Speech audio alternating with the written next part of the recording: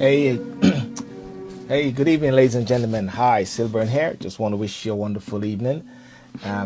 Lovely, cool, bit very hot UK, I must say. Adrian, how are you? Hi, guys. Just want to wish you a very awesome day, lovely day, beautiful. No matter what is happening in the world, you choose to make it awesome and you choose to make it lovely. Good evening, good evening, good evening, good evening. The late one with yours truly. There's never a dull day. Never a dull day in this world. Never a dull day in the UK. Never a dull day in the USA. Never a dull day at all. Never a dull day in your life, I must say. Let me, if you can, want to be great? Yours truly.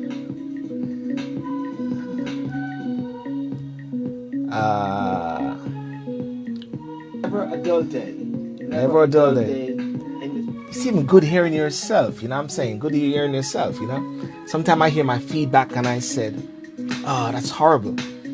Because I get a feedback. But then I thank God that I can hear, you know? Thank God for the small mercies and everything like that. So that is great. Now let me, if you can hear me very well. Adrian, Lorna, Danny, Davin, good evening. Well, there's so much which is happening in the news. So much is happening in the world, you know. I think one of the big one is the cages in America, whereby they're actually housing young children.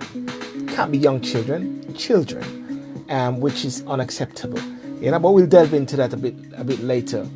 I think the other thing also as well is I always have to talk about Brexit, because Brexit is always in the news, and I have to keep that focus as well, because, you know, the Prime Minister said 600 million or 650 million weekly is gonna go to, guess what, the NHS, and Boris Johnson used to say 350.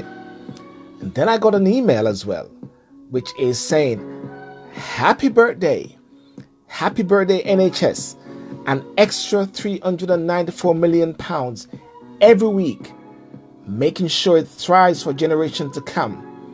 It's the 70th anniversary of the NHS, National Health Service, and it's our job to make sure that it thrives for the next 70 years and beyond. And that's why we've got a long-term plan to support it.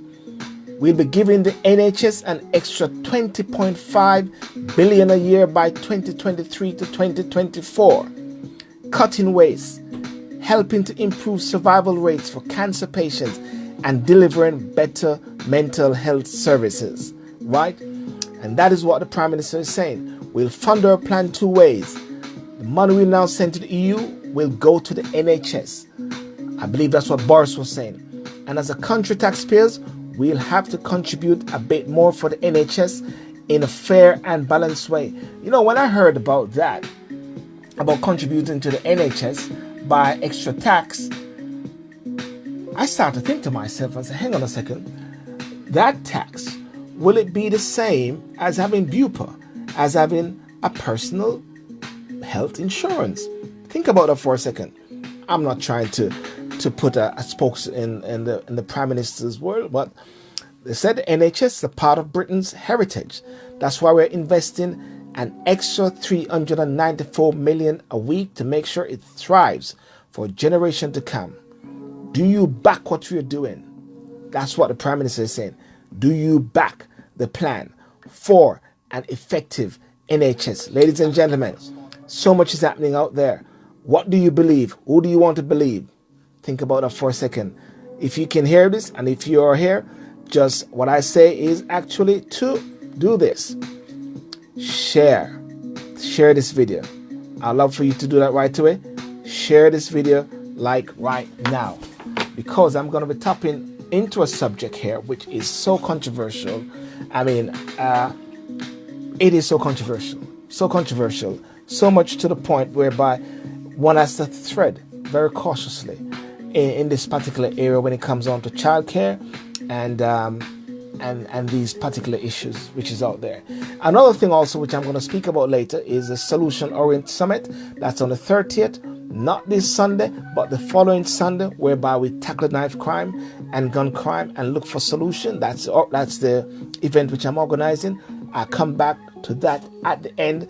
If you haven't as yet, go on to Eventbrite and make sure that you actually register. It is free, but at the same time, it is one of those events whereby we're going to be tackling and looking and leaving with solutions. So therefore, we can all be a part of the ultimate answer. Ladies and gentlemen, World Cup. Well, I just brief on that. Russia twice won. Many people are saying, is Putin up to something? Is there something going on there? Well, I don't know. They said Putin and Russia affected the outcome of the American election. So is Putin and Russia affecting the World Cup? I don't know. What do you think? I don't know. The other thing also is that I got almost in trouble when I put up the other night when Mexico was playing Germany and Germany lost. Believe it or not, Mexico won. And I put on the page at the same time, Trump wanted to build a wall. You guys should have let Trump build a wall and circle Mexico. So therefore, the people who are supporting Germany would not be crying as much as possible. Somebody took it literally and said, oh, you are laughing at the fact that the children are being held in concentration camp, and you're joking of it. And I said, hang on a second. Whoa, back up a second. That's not what it was about. Check the time when I posted it. It was during the World Cup. Ladies and gentlemen, we've got to be so careful what we say. But tell you what, I tell you this. Do not be careful what you say. People have their issues. People have their problems. Who cares? Just say what you got to say. But of course, do it with fair, do it with love, and do it with gentleness. But never, ever retract from what you say and what you believe, your perceptions, and anything like that. So, without further ado, let me just put Drake a bit on pause. Dorothy Miller, Zoe Hadman, good evening, Matt, Peaches, Adrian. Now, I'm going to put this question out there. What's happening with America? What's happening with the immigration factor?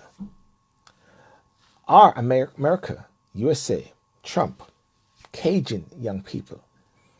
The separation of young people, children from parents, right? It is, what should I say? It doesn't look good. Doesn't look good. Why? It doesn't look good. And it's not looking good. But what Trump is saying is that, hey, I don't want to be a country that is having a crisis in this particular era, like Europe. So therefore, one has got to put their foot down. Could it be? Could it be not? Is it racism? Is it because it's brown people? Or is it the policy of the United States of America? Was this happening before? I don't know. Lorna Foster, you went back on the NHS. It's about time the NHS revamp with more funds to help all children elect, including extra pay and conditions for the underpaid nurses and doctors. Well, listen, let's just go to a little background there. What we know about family separation and zero tolerance at the border. Since early May, and I did some research here, 2,342 children have been separated from their parents after crossing the southern U.S. border, according to the Department of Homeland Security, as part of a new immigration strategy by the Trump administration that has prompted widespread outcry. Here's what we know about the policy, yeah?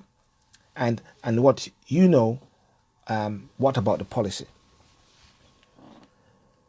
The U.S. Attorney General, which is Jeff Sessions, many people call him a blatant, outspoken racist, ordered prosecutors along the border to adopt immediately a zero-tolerance policy for illegal border crossing that included prosecuting parents traveling with their children, as well as people who subsequently attempt to request asylum. White House officials have repeatedly acknowledged that under the new policy, they separate all families across the border. Sessions has described it as a deterrent, right? U.S. Customs and Border Protection explained on its site and in a flyer that border crossing families will be separated. The policy is unique to the Trump administration. Previous administrations did not, as a general principle, separate all families across the U.S. border illegally, and the current administration could choose to end this practice and release families together from detention at any time. Well, this is something that Donald Trump has been saying. This can end now. This can be done immediately, right?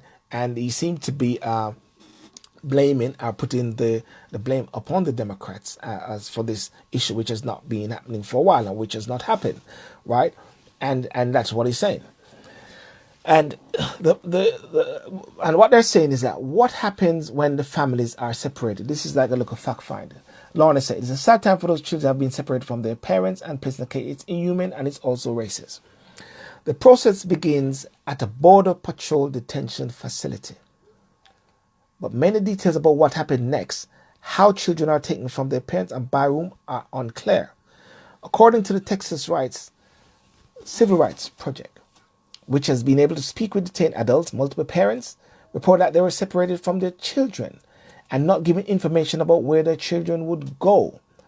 The organization also said that in some cases, children were taken away under the pretense that they will be getting a bath.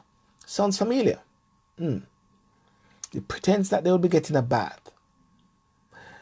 And if anyone don't know what that means, during the Nazi Holocaust period of time, people were taken away under the pretense that they'll be getting a bath. And if you watch some of those movies or so, you see they're all getting ready to have their bath.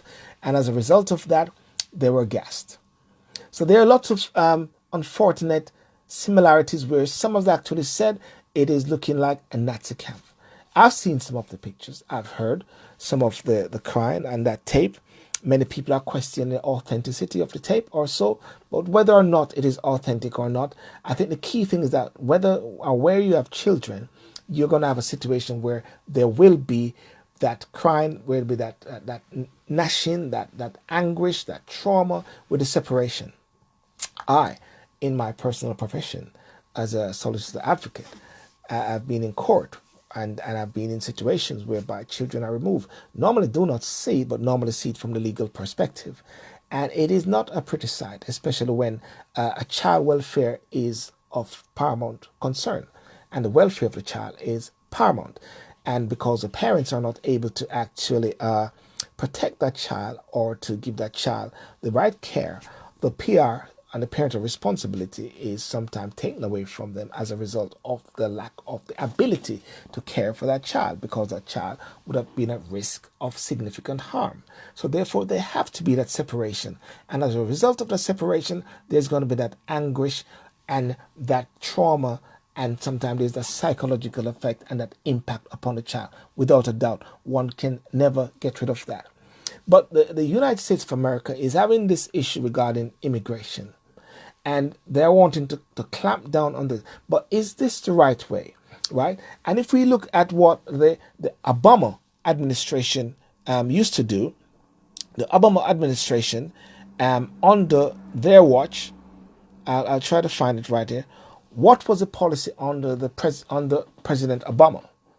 The Obama administration established family detention centers that kept families together while their cases were processed, right? This was something apparently which was heavily criticized for keeping the children also detained, even if they were still with their parents. A court ruled that these detention centers violated the Flores Agreement and the families should be released together.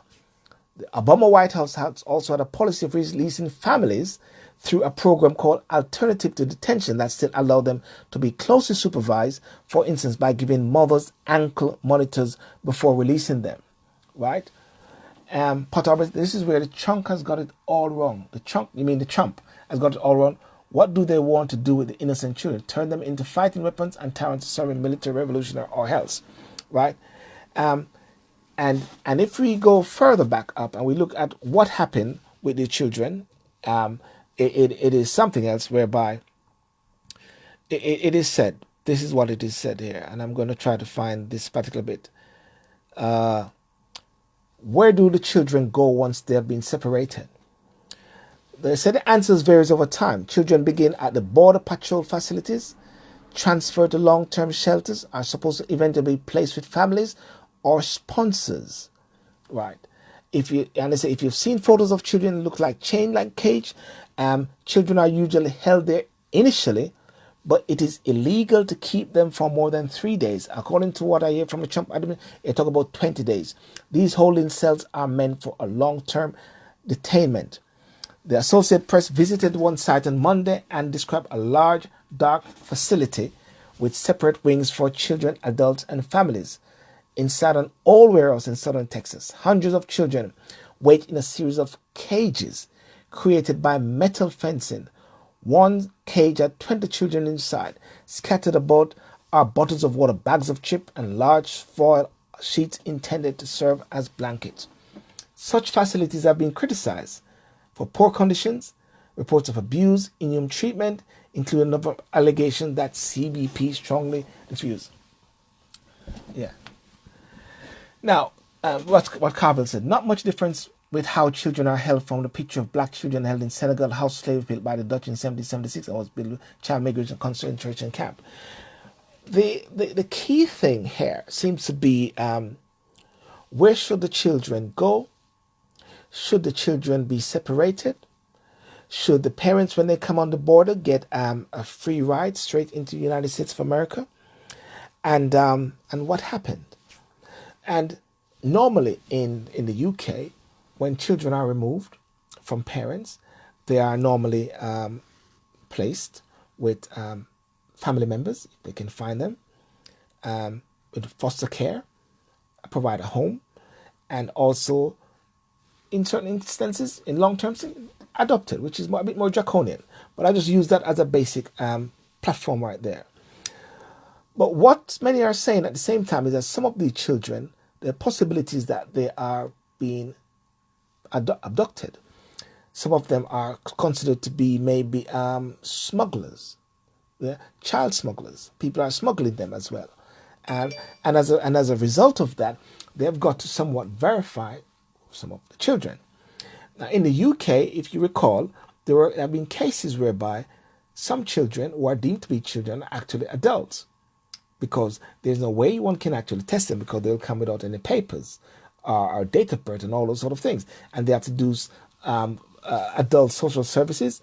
It's a split between adult social services and also children's social services to see if the particular person is a child or an adult.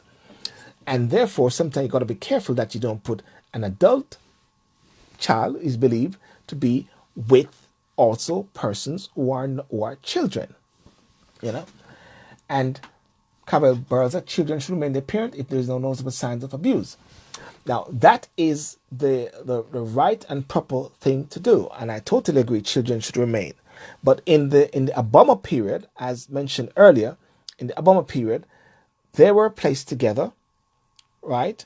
That is what it said. They were placed together, and in a step and kept the family while their cases were processed. So therefore, it should be a situation maybe, or is it what people want for the families and the children to be housed together in these detention centers.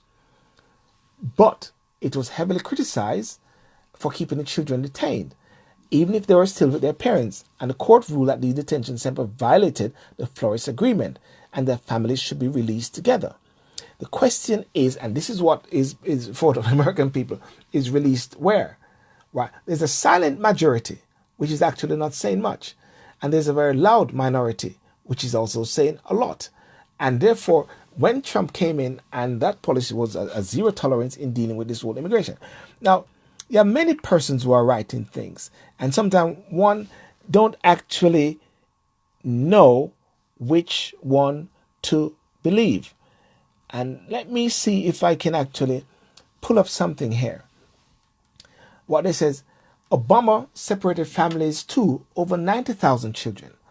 They used to call Obama the chief deporter. Homeland Security in Monday press conference told reporters that Bush, and if my computer can come back on, it says Bush and Obama separated families too. She admitted that it is much higher under Trump because he doesn't ignore the law. George Bush signed the bill into law in 2008, the year before Obama took office. Every reporter knows that Obama separated families too, but he's Democrat. Well, it all depends sometimes on what you're reading or what you're listening to. But just sort of dissecting, it said, it is estimated that around 90,000 migrant children were placed into sponsor care between 2013 and 2015. But the agency did not know how many of these children were trafficked because the department failed to keep track of them after their placement. The Obama administration handed off an unknown number of migrant minors into the custody of human traffickers, it is claimed, under the assumption that these so-called caregivers were related to the children. You see, so that is one of the key thing which is talking about is who exactly are these children? Who exactly are these persons who purport to be the parent of these children? Are they really the parents of these children? Are these children their parents? Are they actually being trafficked or so? Another inconvenient factor that the journalists, they say, are hiding is that 12,000 detained children, 10,000 of them were sent here alone. So they were separated from their parents long before they got here. As far as the treatment the children are given is concerned, under President Trump, it is far above what they are used to. The detention center have to tell many of these children how to take a shower and brush their teeth, how to use deodorant and other toiletries because many of these children have never seen them before. They claim that they are given clean beds, good food, entertainment, and even field trip. They are well supervised, and there's one adult for every 8 children, and that is their standard of living in the detention center. Right now, it really doesn't care too much about the detention center. I think one of the key thing is, and what many people are really upset about, and it is understandable, is the separation of these children, right? And at the end of the day, a government, which would say the United States government, have a duty of care, right? The message and the sound and the signal and the look of America now is not looking great, right? Because the other thing also to take into factor, which I also mentioned, was the Hague Convention. Right? There could be some possibility of adoption. Therefore, these persons have a legitimate right to go back to their country. They say it's on the border, the Mexican border. Many people are saying they're from different nations. Majority of them could be Mexican. One don't know. And actually, that's the thing. One don't know. But it is a touchwood situation whereby the political aspect of it is completely sometimes warp in a way whereby depending on where you lean, if you lean to the left or you lean to the right, and many persons are using the biblical passage of the Bible to actually further their debate, since Jeff Sessions used that one with Paul. So everybody now are becoming Bible scholars. But do they go to church? You go to church. All the persons who are using the Bible, does Jeff Sessions go to church? You go to church. Everybody's quoting the scripture. Even atheists are quoting the scripture. Everybody's now a biblical scholar in how children should be quoting the Bible. And yet at the same time, when the Bible is quoted, everybody says, shut down that book. At the same time, it is so funny and it is so hypocritical, I must say. Right. Law enforcement said the psychological scar which will be left on these children will be endemic. These are innocent and should not be treated in this substandard way. So the question would be then is this, and this is for the Americans there. I'm not an American. I'm just an outside observer looking in and getting flacked many times because I'm somewhat sympathetic to the Trump cause. Not agreed to everything that he says, I've got people sometimes come on and actually saying to me, how dare you, SYLBOURNE, say those things? If I read some of these things, but I always say, I have a right, an ultimate right to say what I want to say, an ultimate right to support what I want to support, an ultimate right to challenge anything. And if you don't like it, bite it. And if you find it offensive, then you delete and block me and give me more space to add more people. It's at 5,000 now. I keep waiting for people to delete me at times so that I can add more persons.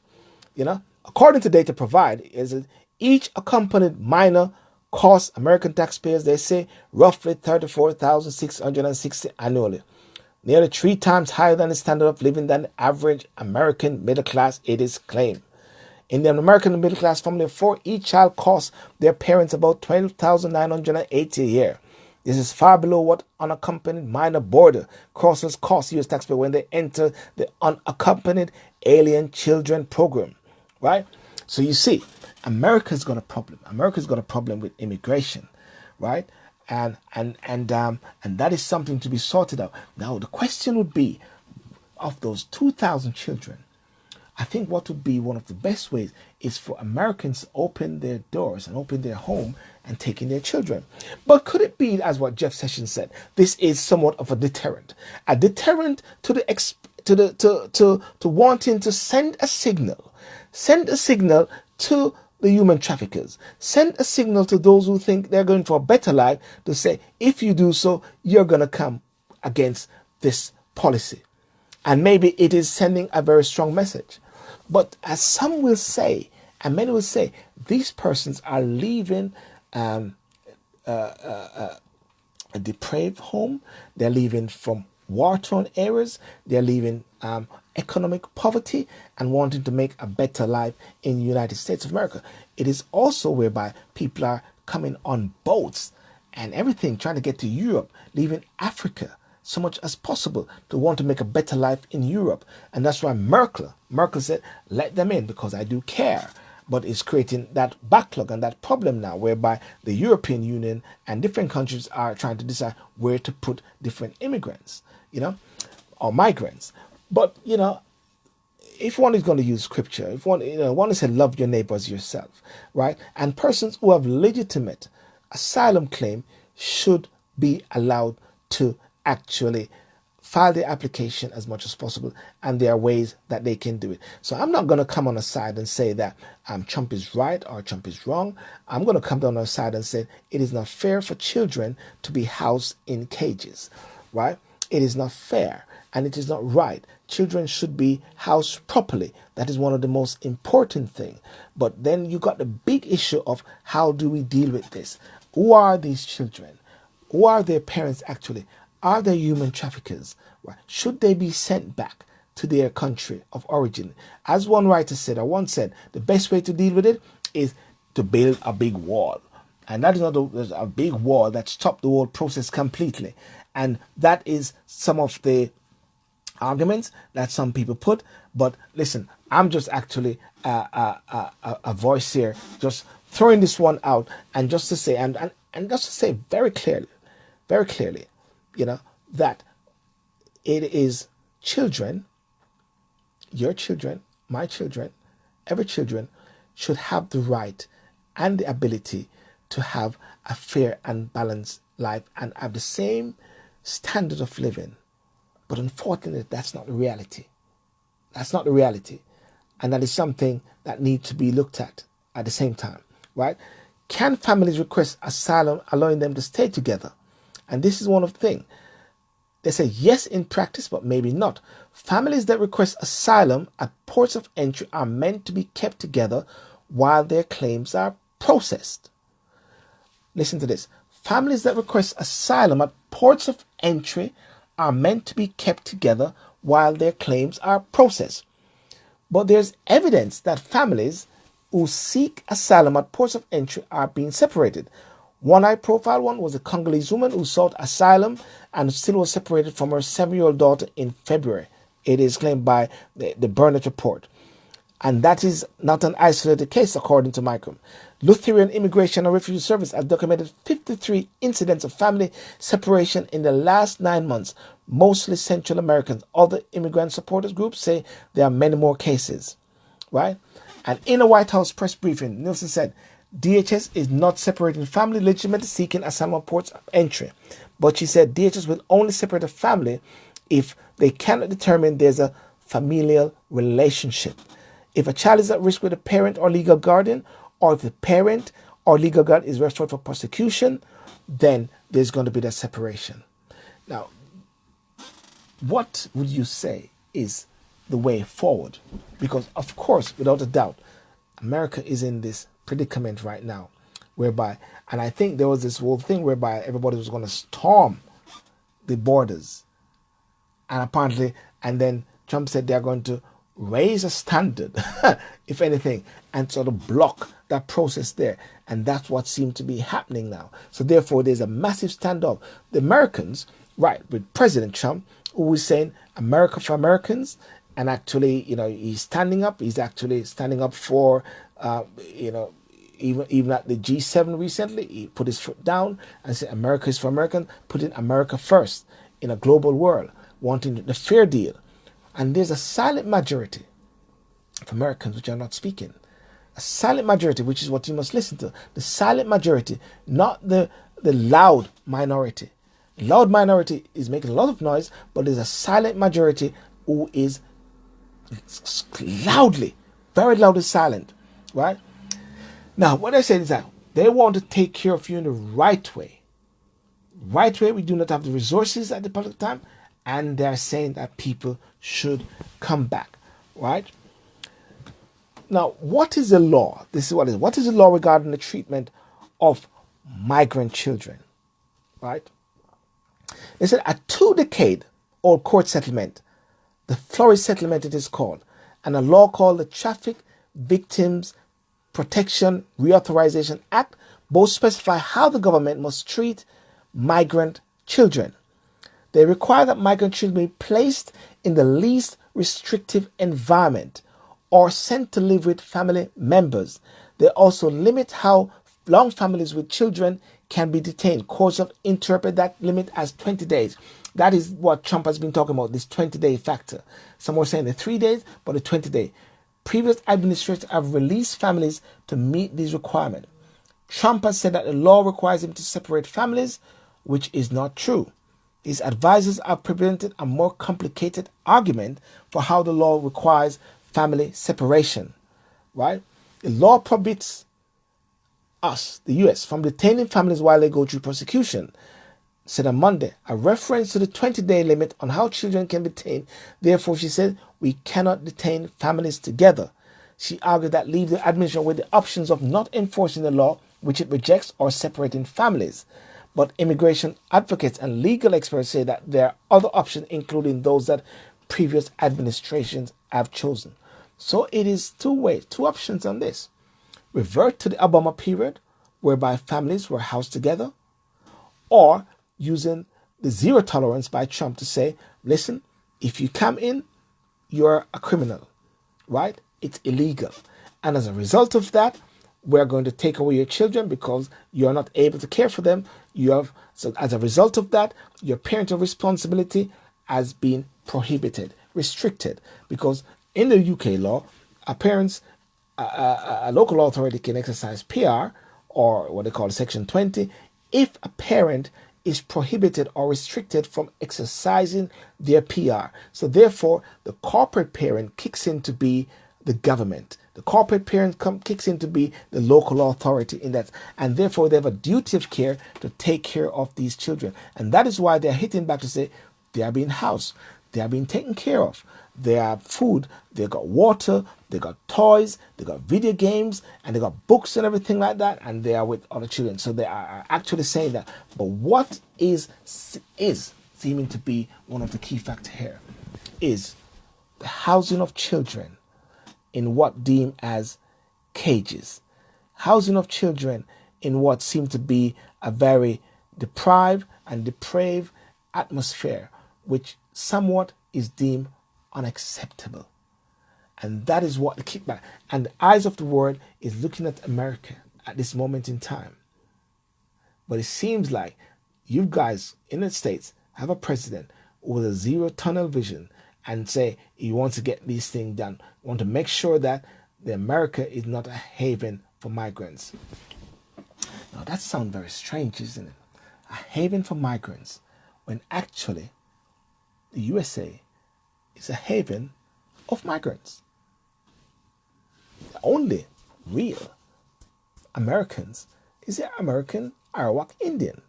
But therefore, if you recall recently, there was some statement or some other research that says actually the first Americans were white. Because everybody's trying to change these narratives. Everybody's trying to change history. History in the eyes of the oppressor is different from the eyes of the oppressed, right? So therefore, the Arawak Indians see themselves as the first, while white Americans may see themselves as the first, but the fact of the situation is that American England, American Arawak Indians, they are what you call the first, and white Americans, Caucasians, are migrants. It is a migrant country, a land of migrants. That's the funny thing about it. It's a land of migrants. That's what built America. That is where you got the American dream. You know, I remember this rapper used to sing, New York, New York, big city of dream, and everything in New York is all what it seems. It might get rough if you go from down, but down by low, it's and it goes like this: too much, too many people, too much. I'm gonna actually find that song. I used to rap this many years ago. New York, New York, big city of dream, and everything in New York in all is what it seems, because they always talk about New York is the land of vision, and that is by Grandmaster Flash, right? Grandmaster Flash, and what? Let me see if I can actually find it.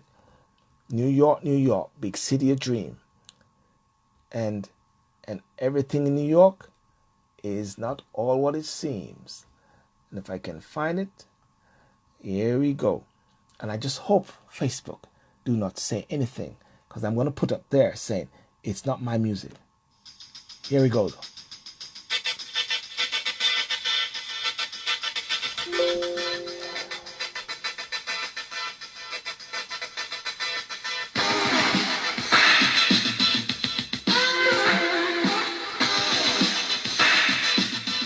A land of migrants.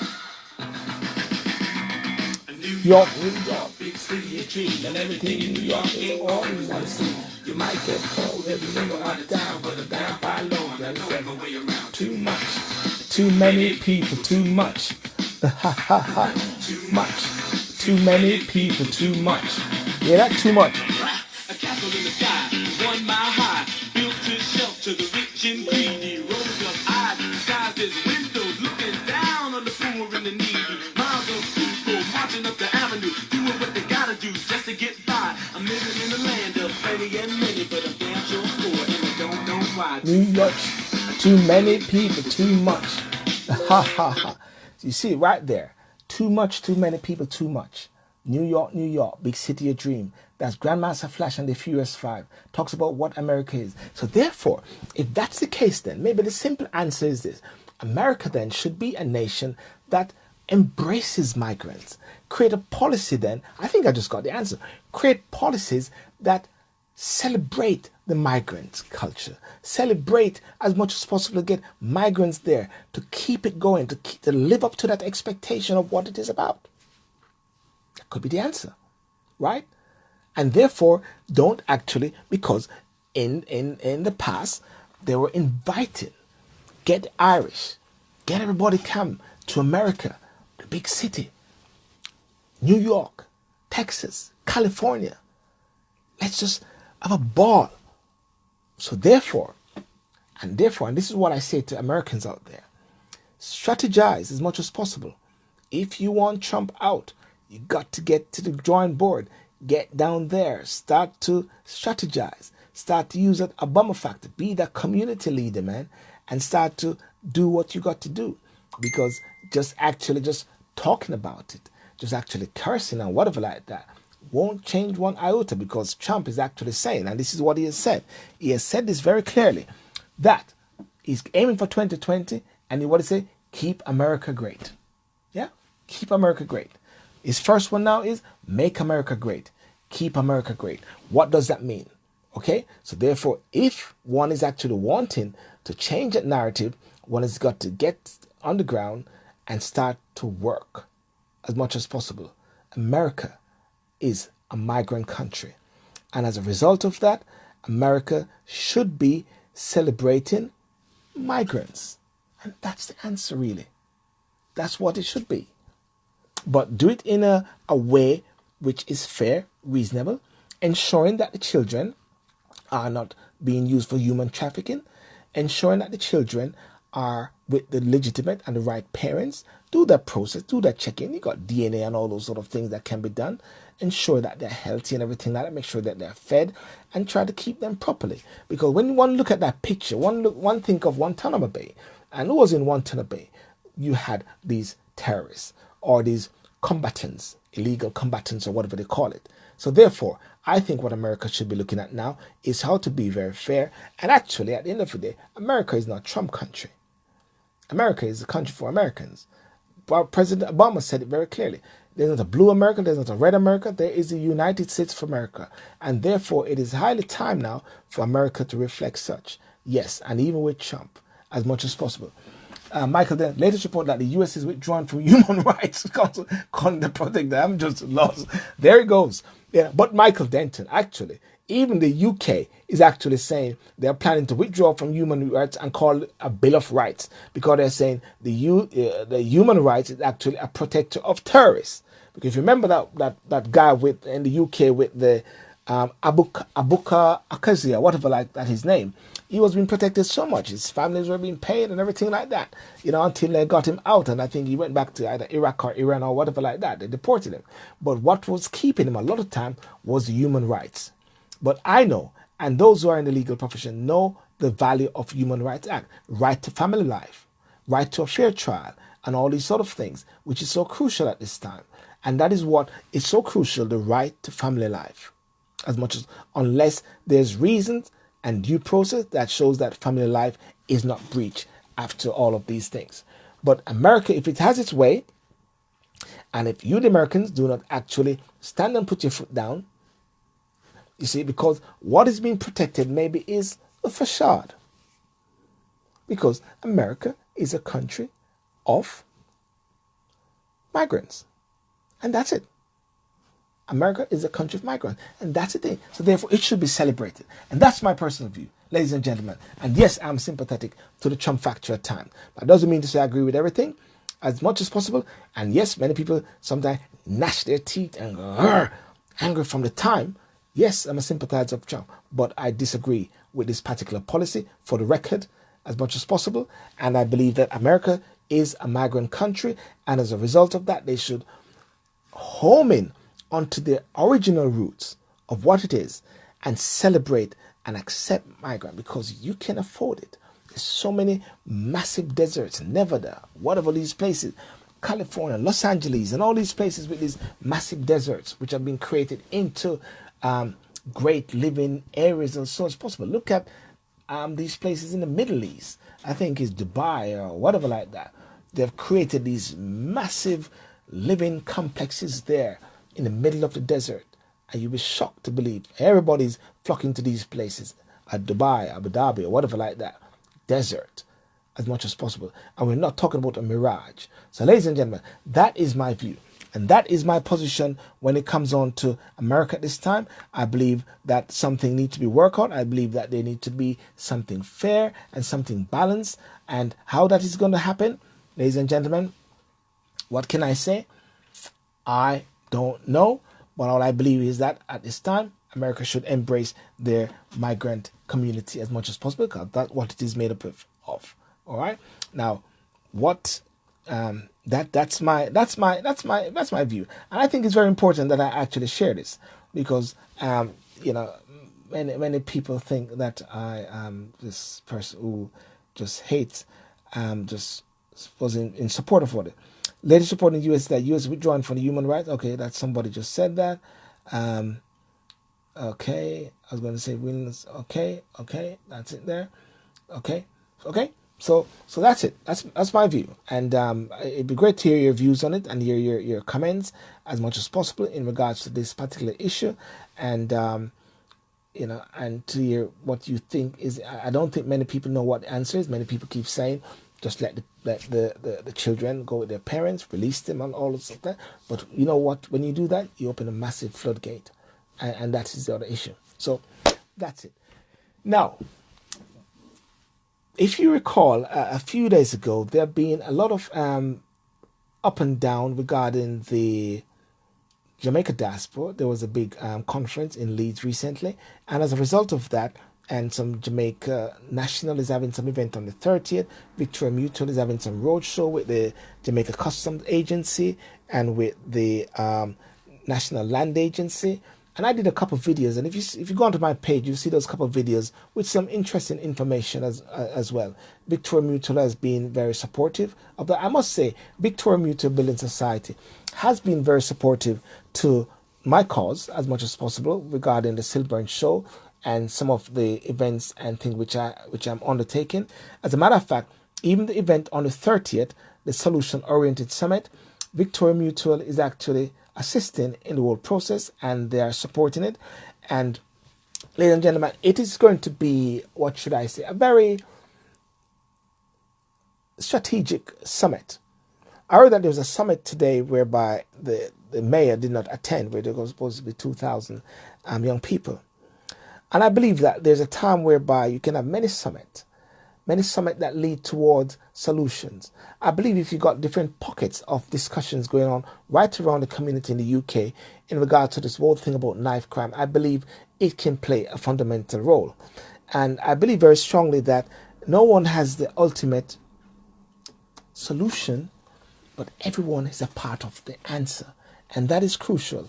And that is why I'm so very passionate about this event on the 30th. We can hold up to 100 at this time, and near to about 20 or 30 persons are registered on Eventbrite. And of course, persons are going to come because they're going to invite their family, invite their friends. And, and as I mentioned, since the start of the year, the knife crime has been on the rise in the UK, which I mentioned. They said at least 37 people have been fatally stabbed. When I actually drafted this document, 37 people have been fatally stabbed and 62 overall killed. By that time, it has now on to 75, And then I picked up the Sun statistics, and it showed all these different dates when it happened. And then it also listed as well the names. And it is shocking, ladies and gentlemen, as much as possible, when you start seeing names. And when you start seeing names and people recognizing names that could even, which belongs to them. And I actually announced it in my church and son, because the church is also involved in it. Because one of the things they said that the church at times is not involved or take a part in this process. But the church by default is, because the church deals with the soul of man. And therefore, there are many solutions which has happened in the church, but sometimes these things are not shown or expressed outside. It is just like in social services, just like when someone who work in that particular field, you will not hear of the cases whereby children's lives have been saved. Thousands of children's lives have been saved from being abused in the middle of domestic violence, in the middle of cases whereby there are neglect and all those sort of things. And it goes into court. And I'm one of those persons that read a lot of these cases. Sometimes you might not meet the children, but you read a lot of these cases. And you go to court and you argue the case for the local authority. And I've seen many of the success cases. But what is normally highlighted is those ones which goes heavily wrong. And the one that goes wrong is blown sometimes a bit out of proportion. But, one death, one failing, one carelessness, one neglect, leave a child out, it is one too much. Right, but there are many cases which have been lives which have been saved as a result of that.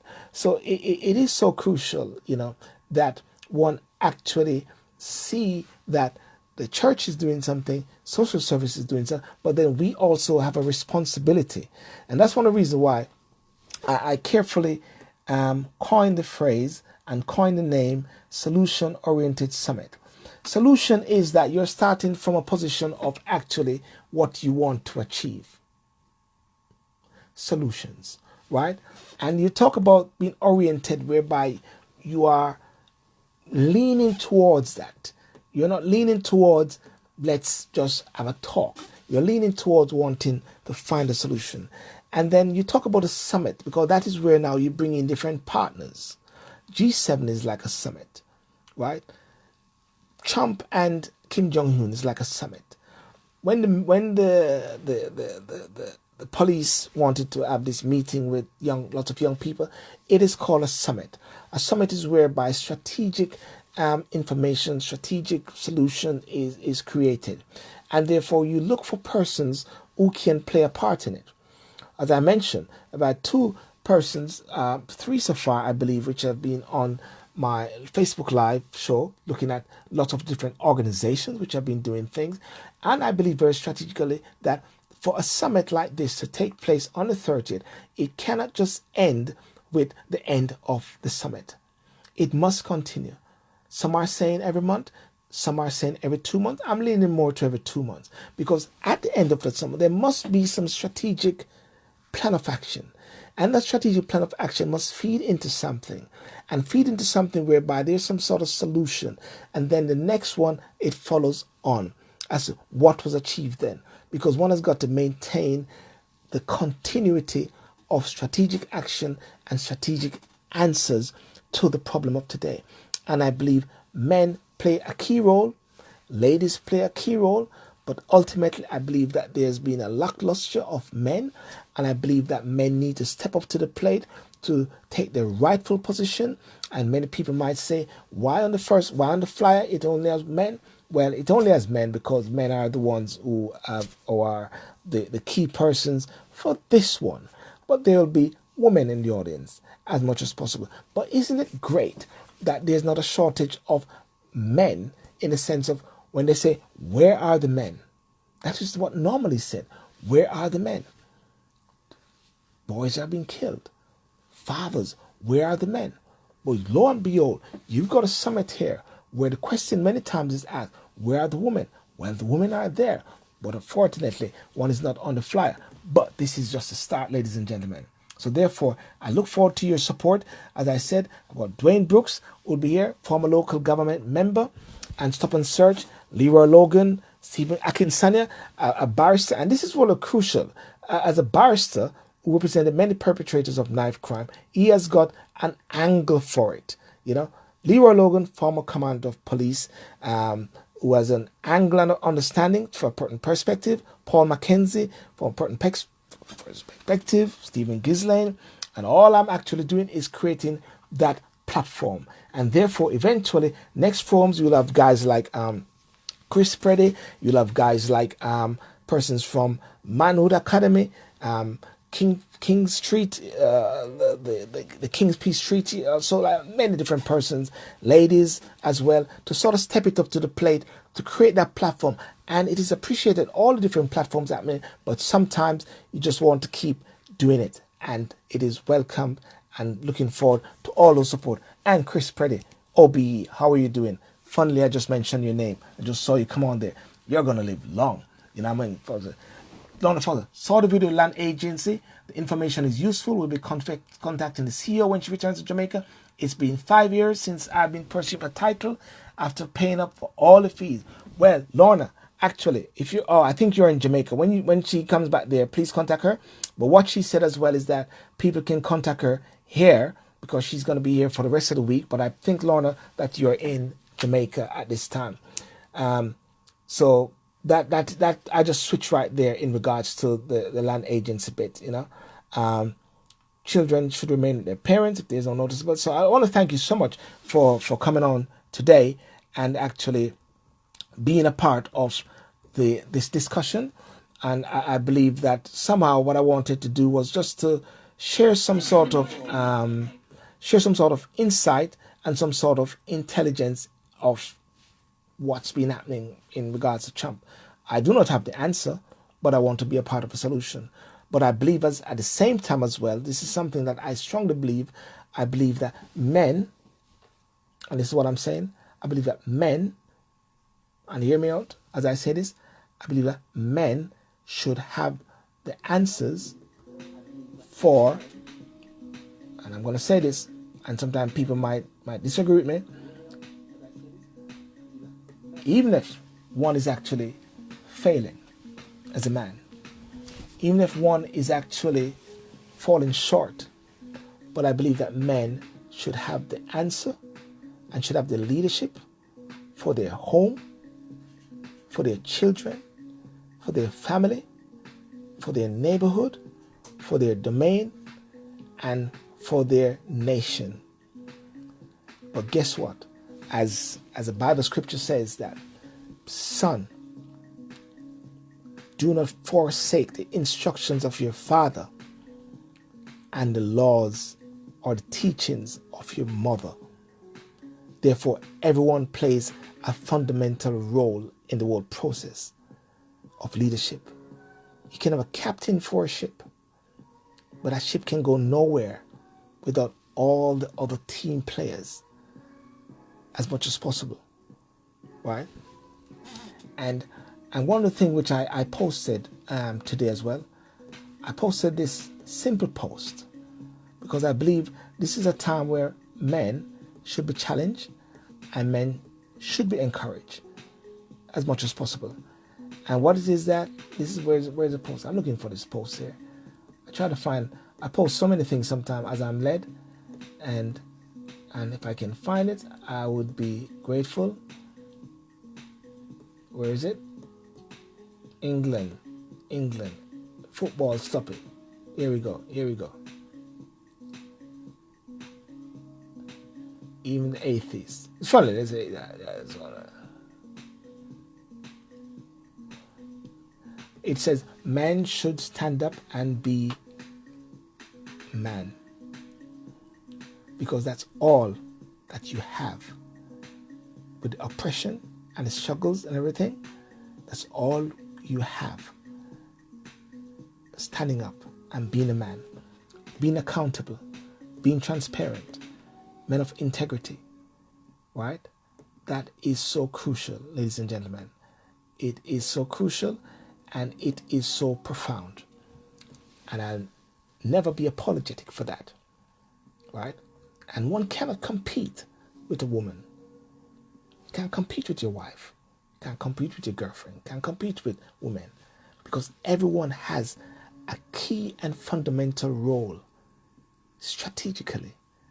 That's why I always talk about something called one's USP. I always talk about one's sense of their blueprint. Because that is so crucial. Very crucial, very powerful. And these are not discussions which is happening a lot because of political correctness. Everyone wanting to appease. So therefore, it's going to come to a time if people don't have their standard, then anything goes. And when anything goes, the poor children coming up will have a sense of lack of direction, lack of focus. And we cannot afford to have that, because that is what creating the waywardness, because there's no structure. No structure in the home, no structure in the neighborhood, no structure in the community, no structure in the land. Because right now, everything goes. But there are men out there who will stand up and be counted, and women as well. Okay? So ladies and gentlemen, I want to thank you so much for joining. And it was great. And good 1 hour. Yeah, good. Timing is not so bad. And remember to like and subscribe to the StvN Show.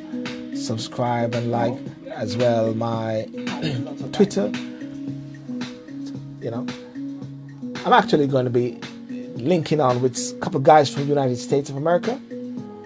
Someone from the left leaning, someone from the right leaning, and to hear their perspective as well in different things. There might be a weeping and wailing and gnashing of teeth, but who cares? I think it's so crucial and important for persons to appreciate the diversity of different views, which is so powerful, you know. And if you want a crash course on how to stand your ground and how to be focused on your opinion and not to let be sidetracked, inbox me, message me. It's all for free, ladies and gentlemen. Thank you so much and peace out. StvN and I'm out.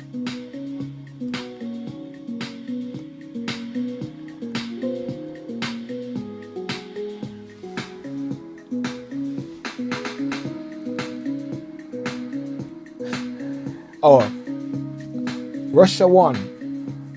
I wrote, I think Putin is up to something. Just saw that there.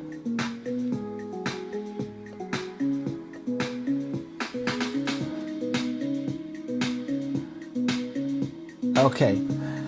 All right, peace out. Have a good one. Shucks. I just remember I should have on Instagram. I didn't do the Instagram. Anyhow, you can see that next time.